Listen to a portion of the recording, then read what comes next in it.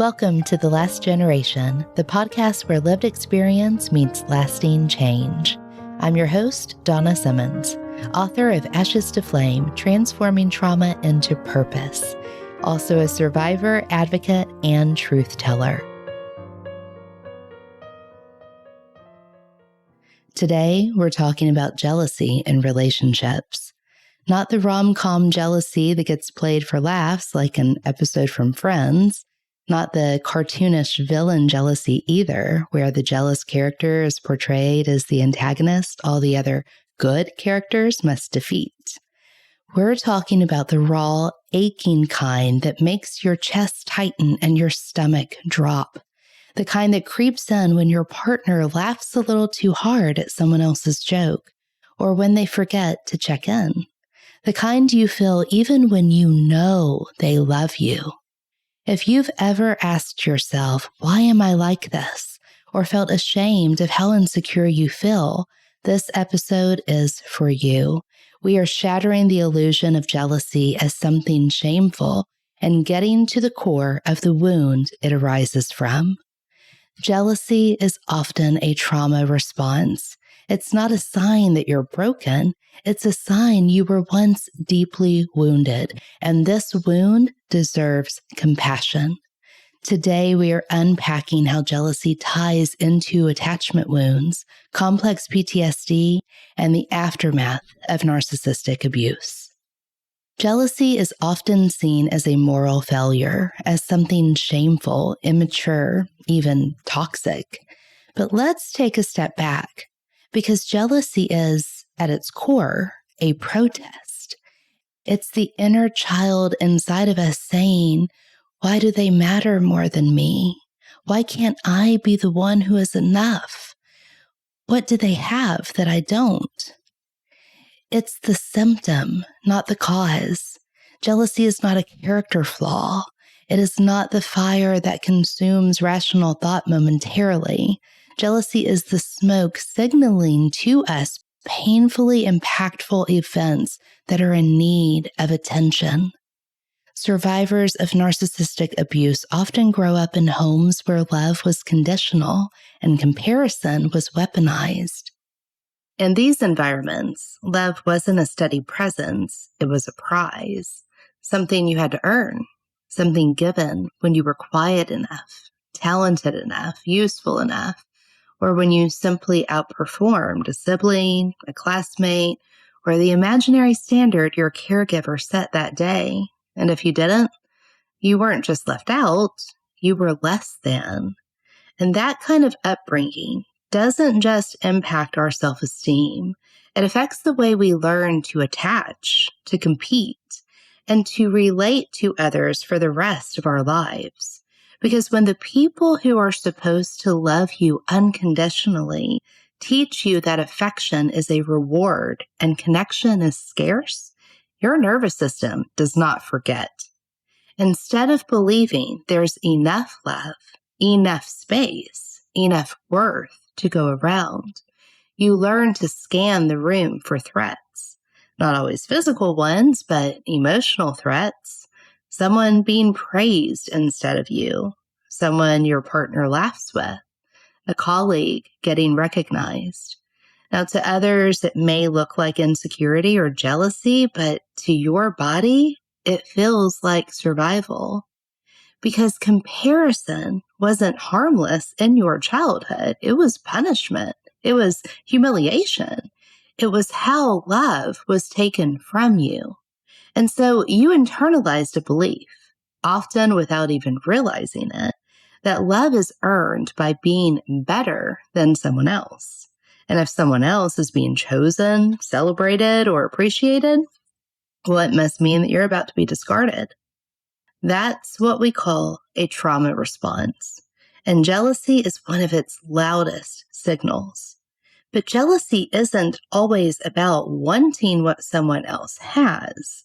It's about fearing that their gain means your loss. And it's rooted in the zero-sum equation trauma taught you, that for someone else to win, you have to lose. That love is a limited resource and you're not guaranteed a seat at that table. This shows up in relationships in so many painful ways. You might find yourself comparing your partner's past to your present, feeling a surge of panic when they mention an ex or even a friend of the opposite sex. You might scan their body language for signs they're less interested in you. Maybe you overanalyze every glance, every interaction. Or maybe you shut down completely because it hurts too much to be vulnerable when you're bracing to be replaced. And while these reactions might confuse or even frustrate your partner, they may make perfect sense when you consider where they came from. Because if you were constantly compared as a child, if love was held just out of reach unless you measured up, then of course your body now treats closeness like a competition. Of course, intimacy feels risky. Of course, you struggle to believe you are enough as you are. And what complicates this further is that many survivors of narcissistic abuse are also incredibly intuitive, hyper-aware, and emotionally sensitive because you had to be in order to survive. You learned how to read the room, anticipate shifts in mood, pick up on tiny changes in tone. So now in adulthood, even neutral or innocent actions like your partner holding the door open for someone can register as a red flag, not because you're paranoid or irrational, but because your nervous system is looking through the lens of your past. You don't have to stay trapped in that cycle. But healing starts with naming what's actually happening, not shaming yourself for being jealous, but asking with compassion, what wound is this feeling pointing me toward? Where did I learn that love is a competition? What part of me still believes that someone else being chosen means I'm not? This kind of reflection is hard. It takes courage, but it also creates space to rewrite those old stories, to bring understanding into our relationships instead of self-blame. Because you don't have to earn love by being better. You don't have to win anyone's attention or outperform anyone's past. You are enough, not because you're perfect, but because you're human. And being human means you get to have needs. You get to have triggers. You get to heal. Now, I've understood in various moments that in relation to my mother, I would never be good enough. Not for her. And these moments buried themselves deep inside of me. And every time I was compared to someone else, even decades later, it reawakened that same grief, that same ache. And that is the wound that jealousy grows out of. And it's a wound that needs tending. Alice Miller writes in The Drama of the Gifted Child that many children becoming experts at attuning to the needs of their parents do so often at the cost of losing touch with their own needs. She calls it a kind of emotional adaptation, where the child becomes who the parent needs them to be in order to feel safe, valued, or loved.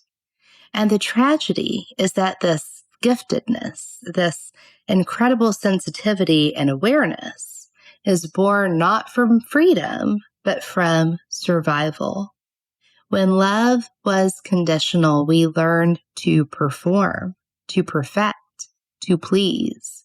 We read the room instead of ourselves. We became mirrors for our parents' wounds, hoping that if we were just good enough, we'd be loved enough. But the truth is, love like that isn't really love. It's control dressed as care, and it leaves a deep mark. And for a long time, I didn't understand that. I thought if I could just do everything right, I'd finally win her approval, that I'd finally feel like enough. But I didn't know, because no one ever told me, that my mother may never have even had the capacity to love in any other way.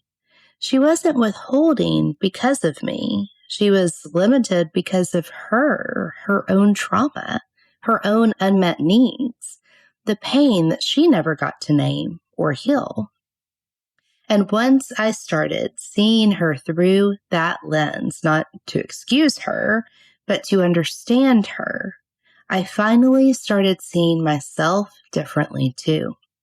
She couldn't give what she never received. And for a long time, I confused that lack of love with a lack of worth, my worth. But once I started to understand the roots of her behavior through her own trauma, her own unmet needs, I could stop chasing the version of her I wanted and start healing the version of me who was still waiting to be chosen. And that realization didn't fix anything overnight. And in fact, it made certain things harder at first, especially in my marriage. Because knowing something intellectually doesn't undo the imprint trauma leaves on your body. And even with someone safe, someone loving, I found myself bracing for betrayal, for abandonment, for the moment where everything would just fall apart. And it wasn't because my husband was untrustworthy. It was because deep down, I still didn't believe that I was worthy of being loved without conditions. So I want to share with you a conversation we had recently. It's honest, it's vulnerable, and it's an example of how trauma can show up even in the healthiest relationships, and how with intention and compassion, we can still grow through it. The trust issues that I have had stem from my worthiness of this good person, right? So how is it that I could be enough for you? And so much of that narrative that has been written was built during those very young years. Yeah. And so that manifests now in the form of insecurity and jealousy, and sharing these vulnerable parts with you and letting you see me when I'm crying my eyes out and having some version of a temper tantrum, and you being able to hold space for me and just come and hug me. Mm-hmm. And it wasn't long ago that when that would happen, that I would really freeze, because it still happens at times. If I come in a way to hug you while you are in a state where I would say it's probably an emotional flashback, just me laying my hand on you to calm causes an intense reaction of more of a pulling away or a jerking. And you don't pull away, but that's your initial reaction, is that what's happening. Tense and then up. You see that I'm coming in for a hug or coming in just to rub on your arm or whatever, to let you know I'm here, let you know it's safe. And you let me. It's not like you don't turn around and run away. You don't push me away, but you're still uneasy at first until you're able to regulate. And I will say that those things that you were talking about as far as the trust and us being able to hold space, that's not where we started. No. Where we started was, and still to this day can be triggered myself by this assumption that I make, that if you don't trust me, if your trust is waning for me, and you're suspecting that I'm doing something behind your back, or there's some level of nefarious action that you think is happening that you aren't aware of, I can take it personal, because that's not me and that's not my character. And I think that you're attacking my character when really you're beating yourself up, but using me as kind of the, clearly something bad's going to happen. And so I might as well just throw it out here now that I know you're doing something, when that's not really the case. But there is this fear that comes forward, and that fear creates a narrative that based on a handful of things that you've seen or a handful of things that you've heard or whatever, that makes a small scale, maybe I misspoke to you or I spoke harshly to you because we were frustrated, that turns around into, well, if you're talking to me like this, there must be something else going on. Or if you responded this way over this, then you clearly have something to hide. And that's not the case. The case is that we are dysregulated. We are not on the same page. We're not communicating well. And that causes you to go deeper into, well, what's going on that you're not telling me? And that causes me to go deeper in defending myself because that's not me and I'm not that person. And so we go back and forth a lot in that challenging state of the jealousy or the lack of trust. And I am sitting here pleading with you, that's not me. Why can't you see that's not me? And what I don't realize in those moments is I'm elevated, I'm triggered, and I need to step back and say, she's not really talking about me. She's talking about this version of me that is being built because she's scared right now. Yeah, exactly. It's the character that I project on you. It doesn't have anything to do with you.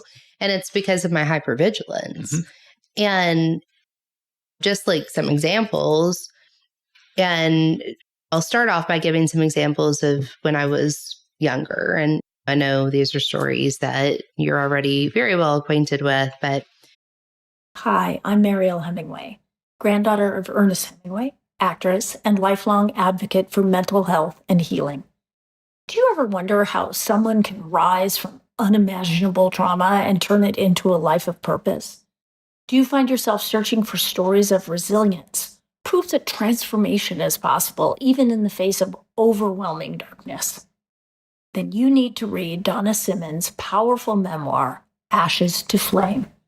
This book is not just a story, it's a raw, unfiltered journey through the depths of childhood trauma, emotional and physical abuse, and the systemic failures that perpetuate cycles of harm.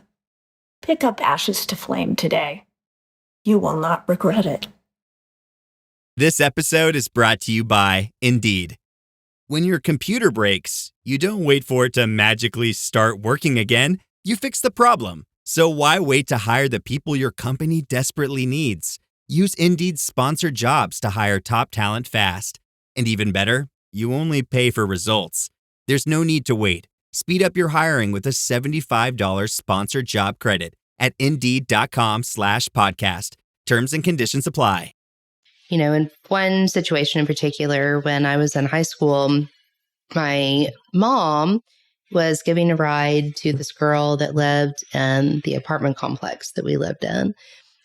She was my age. We went to the same high school. So she was giving her a ride one morning, and she had had one of her friends spend the night with her. And so these two girls are in the back seat, and my mom keeps looking up in the rearview mirror and talking about how beautiful this one girl is that's sitting there in the back seat, and starts making these comments about how she wishes that I would take pride in my appearance so that she could be proud of me, and how if she was her mother, she would be so proud, and all these things that were just really devastating to my character and my, again, sense of self-worth, right? And so the jealousy that gets stirred up is really this internal feeling that I have of a lack in myself, like something that I am missing, you know, something that I have so many fears around, because the story that I tell myself at the end of the day, because it's the story that I heard when I was a child, is that I'm never going to be enough. And so when things happen, like example from, I don't know, maybe a little over a year ago at this point, when we were walking into a computer repair shop and I'm talking to you, and you paused to hold the door for a lady that was walking in, and I had already walked in, not realizing that you didn't continue to be right beside me. In my mind, even though what was happening in reality was you were being a nice and polite person and holding the door open for this individual, and I very much can see that, in my non-dysregulated state. But at the time, it hit this emotional trigger, which again, very common with complex PTSD survivors. It hits this emotional trigger of he's turning his energy towards this other person and prioritizing her because I'm not enough. And so then the rest of our day was ruined because I'm in this headspace of I'm not enough for you. I'm not enough for you to listen to the entirety of what I'm telling you in this moment, even though you came right in behind me and put your hand on my low back and were like, oh, sorry, what were you saying? Yeah. Well, no, by then it was already done for.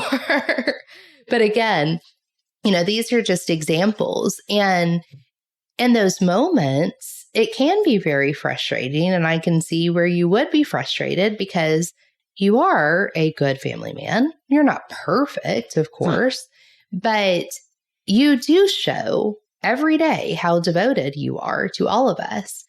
And so to have your motives questioned, to have your character questioned, I can see where that would be extremely frustrating.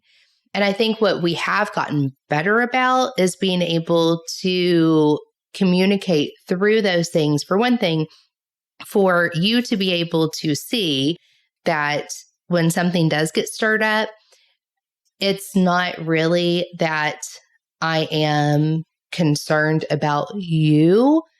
I am concerned that I am not enough, and I need to build a story that evidences that I'm not enough. Right. Mm-hmm. And to walk back from that, I have to be more mindful that if those emotional triggers occur, I need to be able to just talk with you about it of this is the experience that I'm having instead of you're doing this. Right. This is the perception that I have from this situation. Yeah. This really got under my skin because this is where I took it in my head, or this is the story that I built without us even being able to talk about it. Mm-hmm.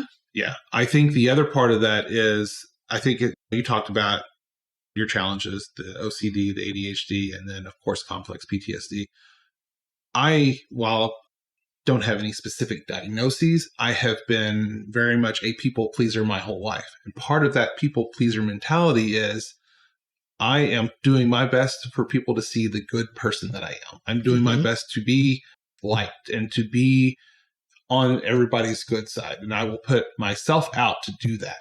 Mm-hmm. And I think what happens is when there is that trigger on your side that I'm doing something because you don't feel like you're enough, when the way that it's vocalized or the way that I receive it is I am now no longer that good person that you saw me to be or that I want you to see in me. And I think that causes me to get triggered. And then that once we're both elevated, that's where we start going in this circular conversation about we don't even hear each other. We just know what you're arguing for. We know what I'm arguing for, but we don't hear each other in a way that we're able to find resolution right away.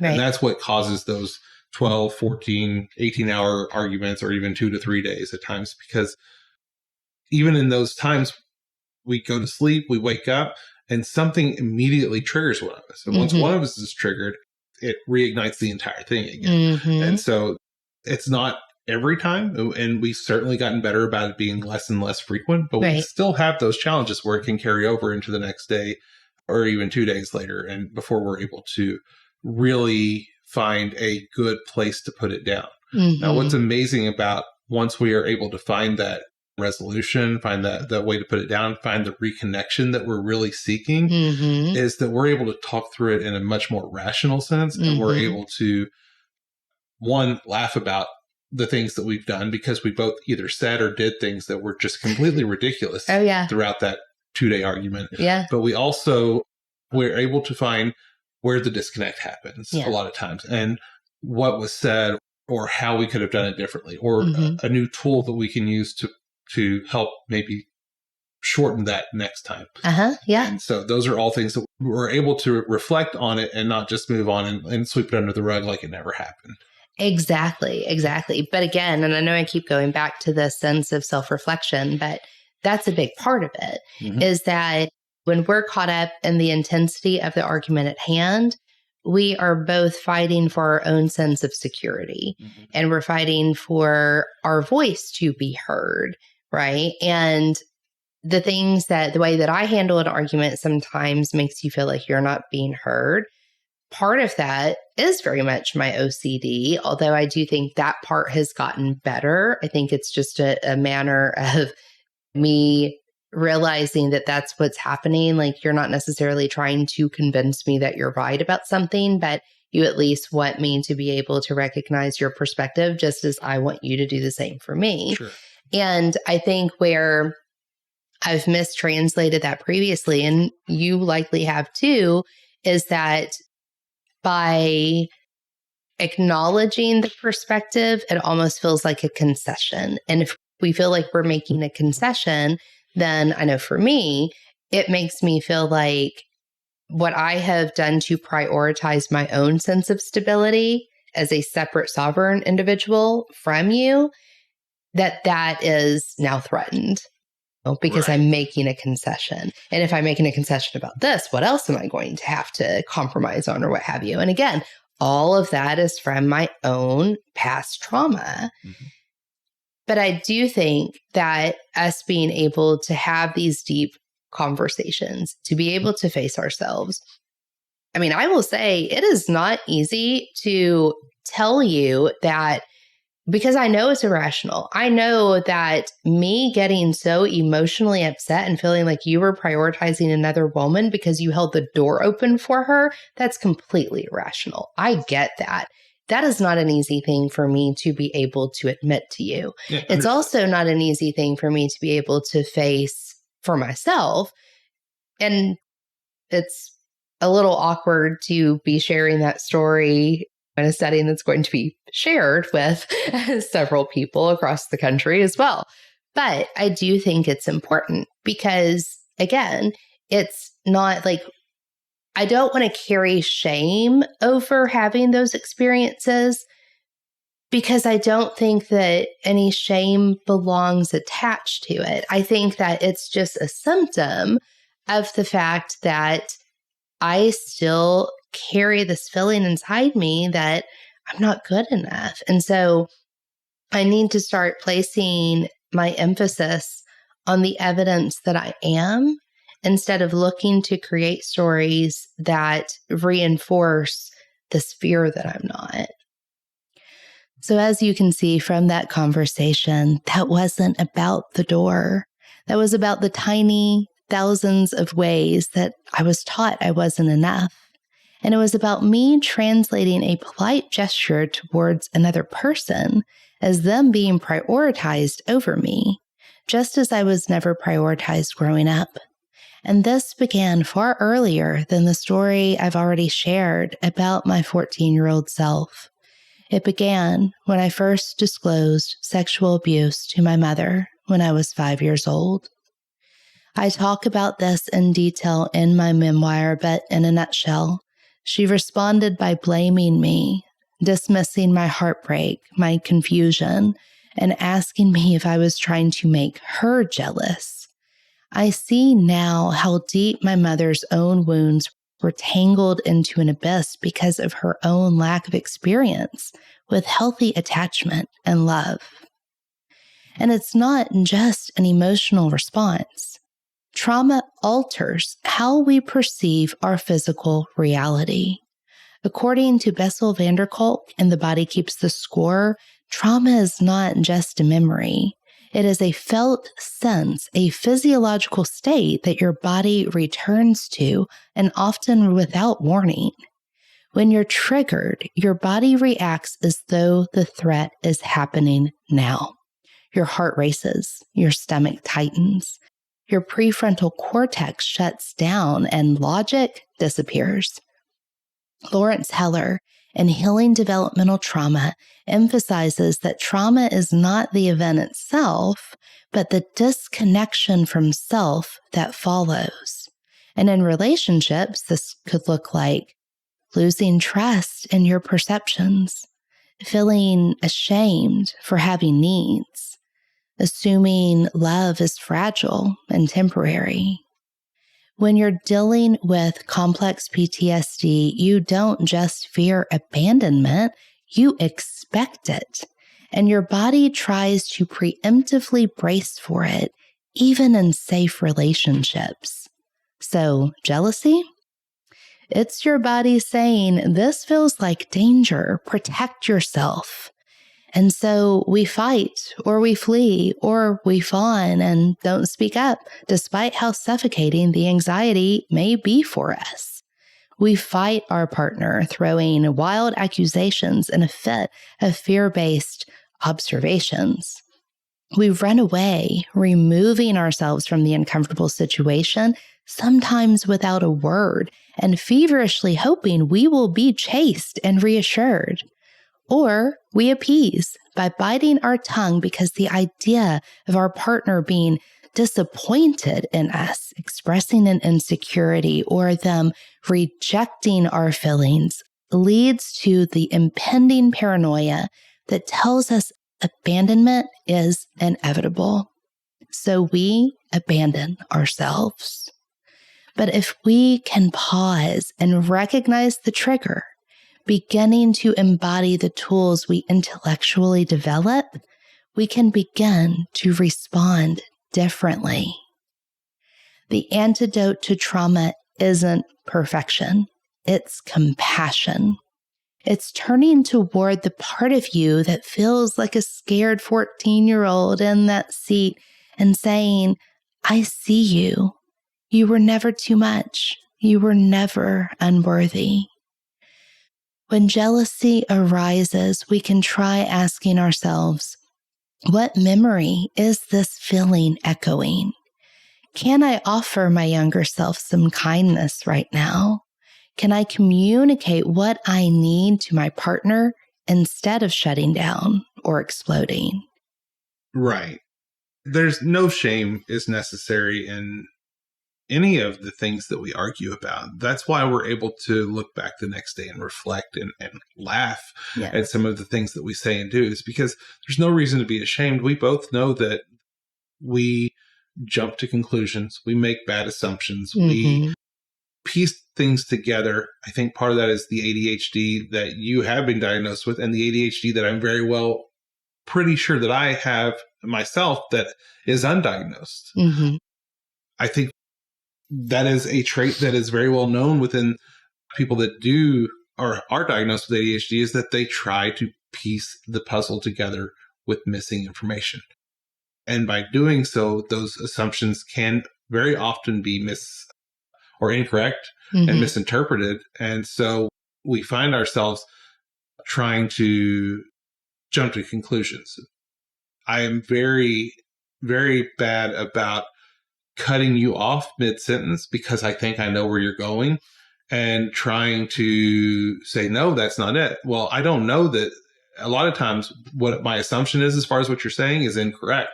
Sometimes it's not. But that is very much an ADHD trait that people tend to assume or be able to piece the conversation together before the other person has gotten all of their entire thought process out. And when we're elevated in doing that, we're not thinking clearly. And when we're not thinking clearly, we feel like the other person is against us. And we're automatically putting words in their mouth before they even speak them, because we know what they're thinking, or we think we know what they're thinking. Right. And that causes both of us a lot of strife and a lot of frustration with one another, because we think the other person thinks negatively about us. We don't want that. Exactly. Yeah, because that's the thing, like that's the ultimate risk, right? Is that if I'm vulnerable with you and I show you these parts of me that I consider to be heinous and unworthy of love and all of that, then what does that mean? What is going to happen? Because I do think highly of you. And so if you reject those parts of me, then that just reinforces that narrative. So we keep this protective cloak around ourselves where we have to question everything. And I think one of the reasons, though, that I've been able to get better about that is because you do provide an open dialogue around it and you don't make me feel ashamed. when I come to you and I say, hey, this situation occurred and it made me think this, or I have some concerns over this, or what have you, and you're open to the dialogue and you can give reassurance, that helps me because it makes me feel like it's okay for me to express those smaller parts, right? And that also very much is a part of the healing. Mm-hmm.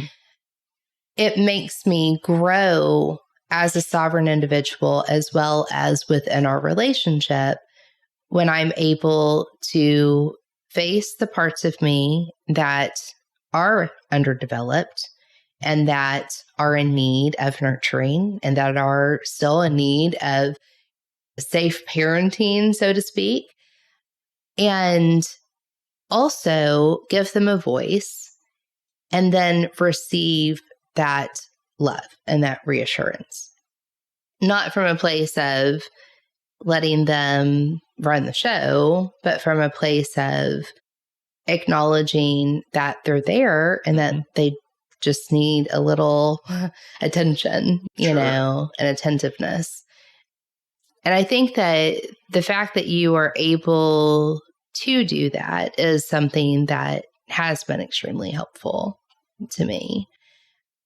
And I also want to be very cognizant that even through that, it's not on you to be the healer and it's not on you to be the fixer.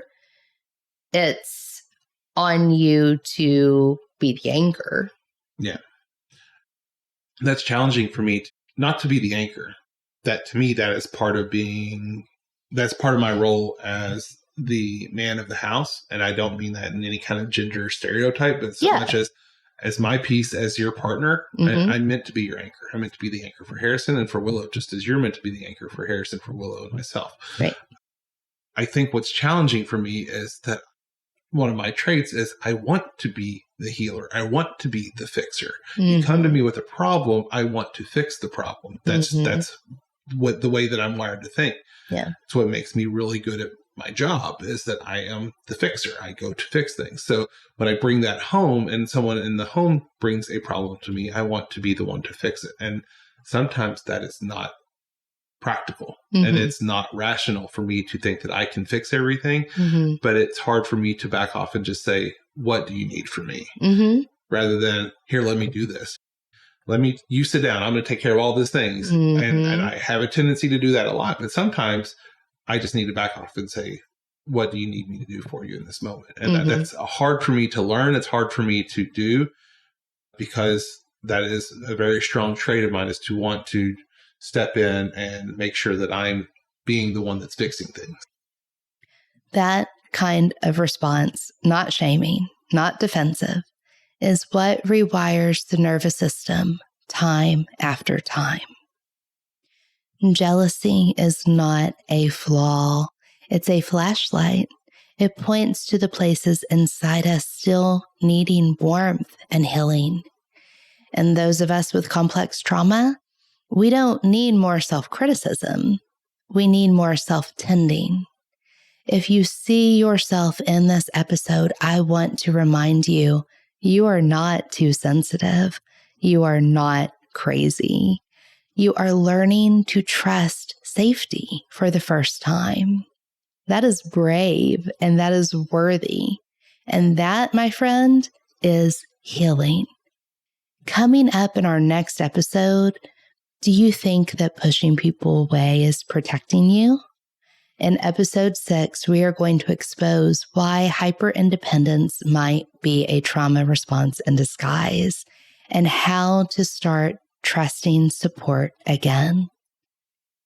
Thank you for being here for another episode of The Last Generation, transforming trauma into purpose.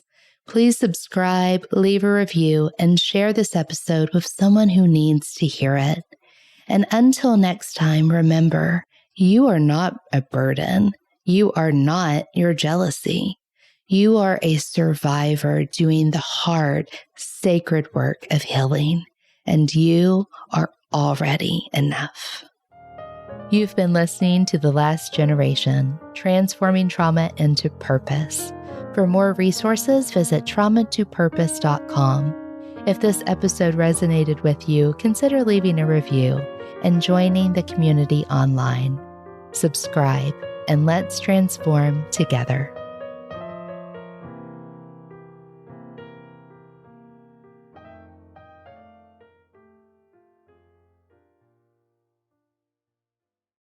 This podcast is part of the Sound Advice FM network. Sound Advice FM, women's voices amplified.